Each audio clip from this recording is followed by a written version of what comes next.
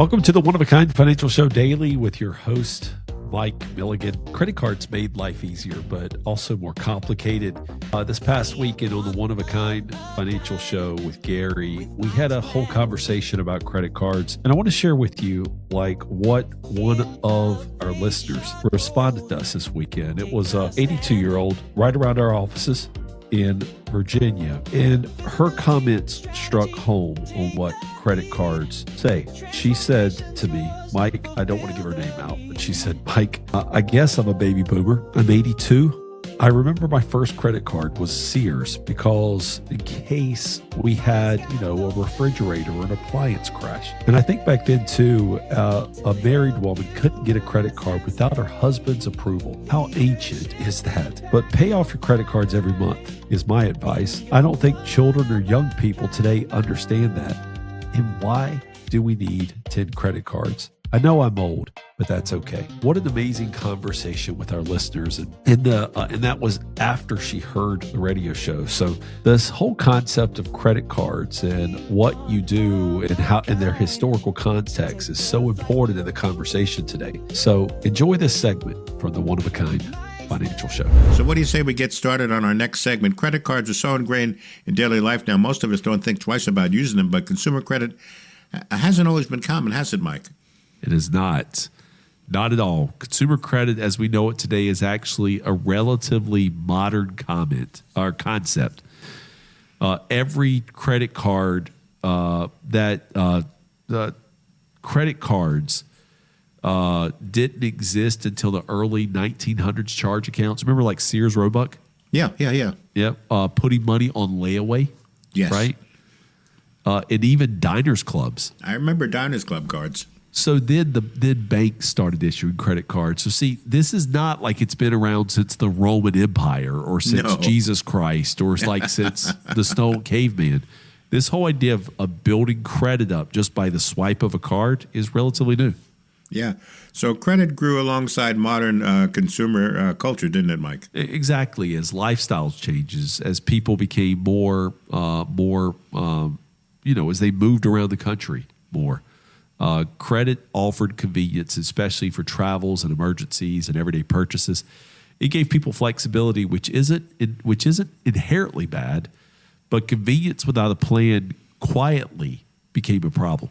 Yeah, I remember when I was a kid, I remember my mom had to go to the bank by Friday afternoon because if you didn't have money by Friday afternoon, you wouldn't have any money for the weekend. You were done, right? Pretty much. It was all cash. Mm-hmm. And then Gary, I remember growing up and like my mom going to the this evolution, right? Going to the grocery store, the Winn-Dixie, and her, the lines being longer because people would write checks. Right. Yes. Right. And then they would run it through that little machine, right? That basically said, a lot of times they were just taking checks without verifying there was money in the account. Then they eventually had that machine they ran it through. Sure. And then when credit cards became, you remember that little machine you would put the credit card on? There was like a triplicate and to go. Yep. It would slide across. Yeah. Slide across. This, guys, this stuff has happened in our lifetime, right? That's why it's such a modern thing. Mm-hmm. And today we're seeing the impact of that, aren't we, Mike? Yeah. According to the Federal Reserve, the average U.S. credit card interest rate today is over 20%. Guys, don't let the news media fool you. We're not getting a 10% cap on credit cards.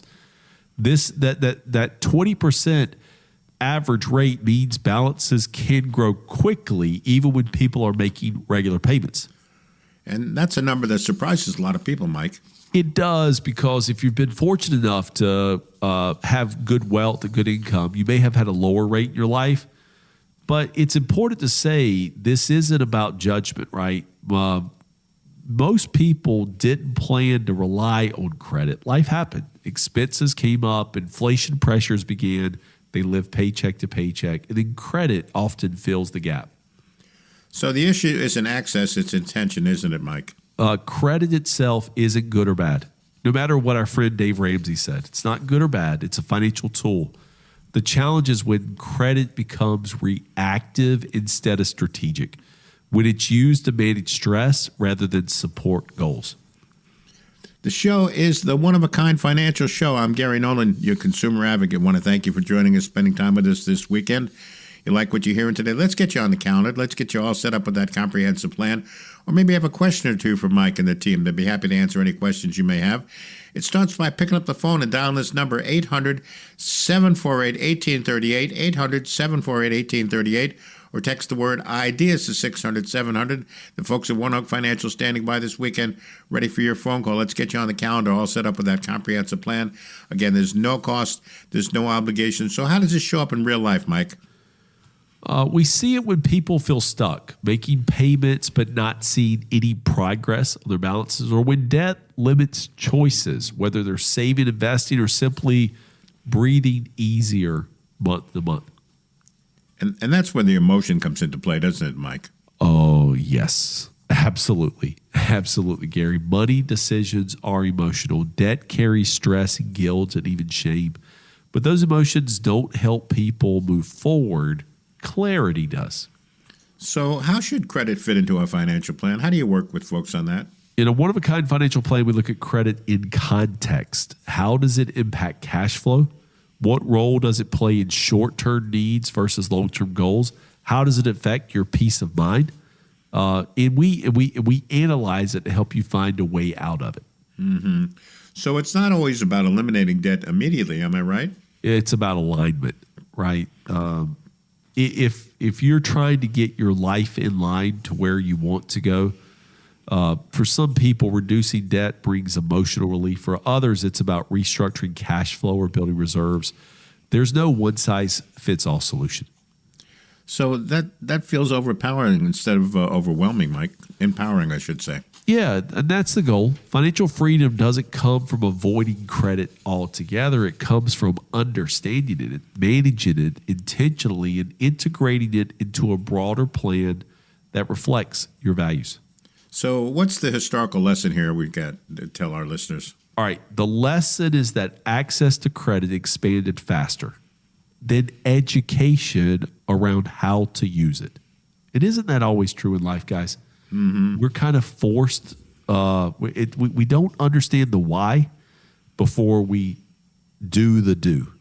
It creates mistakes, and it creates regrets, and it creates periods of time where you don't feel in control.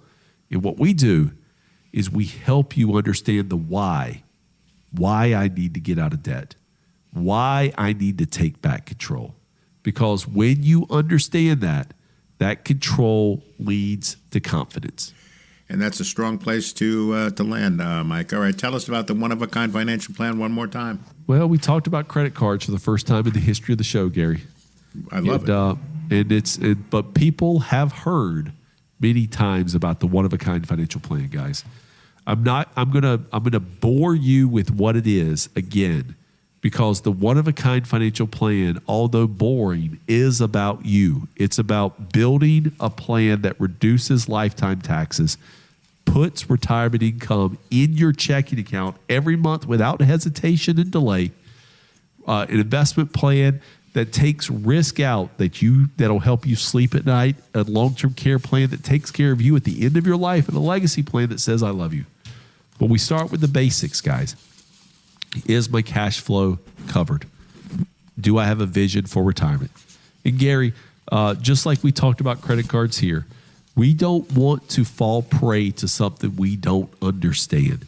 And so instead of being influenced, let's have conversation how we can better improve your financial position. And if the one-of-a-kind financial plan is right for you, we'll build one so that you can have a stress-free and a peaceful one-of-a-kind life. Hey, let's start that conversation right now by picking up the phone, 800-748-1838, 800-748-1838, or text the word IDEAS to 600-700.